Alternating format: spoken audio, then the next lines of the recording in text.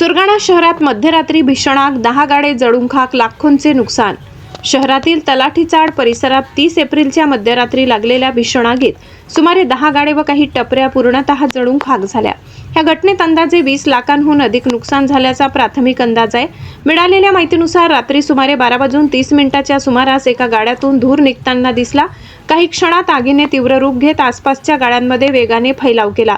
स्थानिकांनी आग विझविण्याचा प्रयत्न केला, मात्र आगीची तीव्रता जास्त असल्याने मोठे नुकसान झाले। या आगीत स्टेशनरी, किराणा, बॅगा व इतर साहित्य जळून नष्ट झाले असून अनेक छोट्या व्यावसायिकांच्या उपजीविकेचे साधन हिरावले गेले आहे। सुदैवाने कोणतीही जीवितहानी झाली नाही। घटनेनंतर प्रशासनाने पंचनामा सुरू केला असून आगीचे कारण अद्याप अस्पष्ट आहे।